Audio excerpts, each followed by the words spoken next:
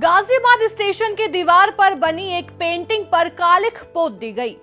आरोप ये कि औरंगजेब की तस्वीर थी, पर सच ये था कि वो तस्वीर थी बहादुर शाह जफर की, उस शायर की जिसने अपनी आखिरी सांसें दिल्ली के लिए नहीं, हिंदुस्तान के लिए ली। ये घटना सिर्फ एक पेंटिंग पर कालिख पोतने की नहीं थी, ये हमारे ऐतिहासिक बोध पर, हमारी समझ पर और हमारे पूर्वाग्रहों पर एक काला धब्बा है।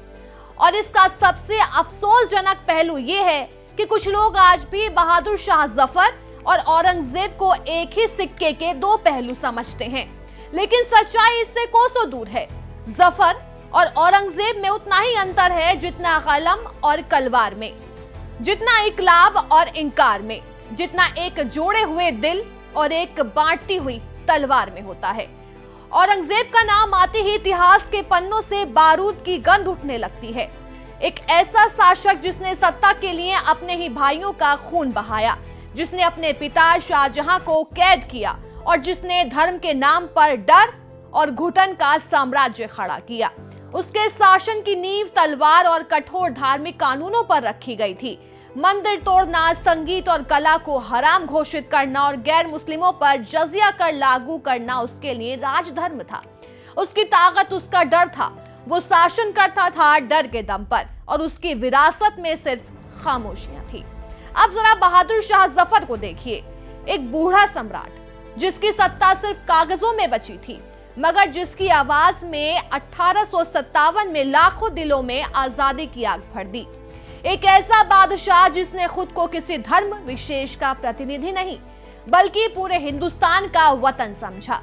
जब दिल्ली में गदर हुआ तो हिंदू मुस्लिम सिपाही जफर के पास पहुंचे और उन्हें अपना नेता चुना, क्योंकि जफर एक प्रतीक थे एकता और आजादी के। उनके पास तलवारें नहीं थी, पर उनके पास शब्द थे। उनकी शायरी में इनकलाब था, करुणा थी और उम्मीद थी। उन्होंने कभी सत्ता की भूख नहीं दिखाई, बल्कि अंतिम समय में जब उनके बेटों की गर्दनें अंग्रेज लाकर उनके सामने रख दिए, तब भी उन्होंने नफरत नहीं बोली।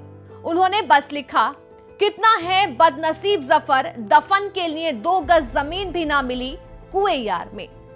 औरंगजेब की पहचान अगर खौफ और जुल्म है, तो जफर की पहचान प्रेम, कला और बलिदान है। एक ने ताकत से साम्राज्य बढ़ाया, दूसरे ने अपनी मिट्टी में मोहब्बत निभाई। एक ने भाई मारे, एक ने सिपाही बनाए। एक की विरासत जंजीरें हैं, दूसरे की विरासत गजलें हैं, और ये फर्क समझना बहुत जरूरी है। इसलिए जब आप किसी दीवार पर कोई तस्वीर देखें, उसके नाम पर शक करने से पहले उसके कर्म को पहचानिए।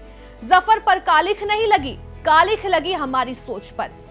ये देश सिर्फ युद्ध से नहीं बना, ये देश शायरी, विद्रोह और बलिदान से बना। और जफर उन चंद लोगों में से हैं जिनकी मिट्टी से आज भी इनकलाब की खुशबू आती है।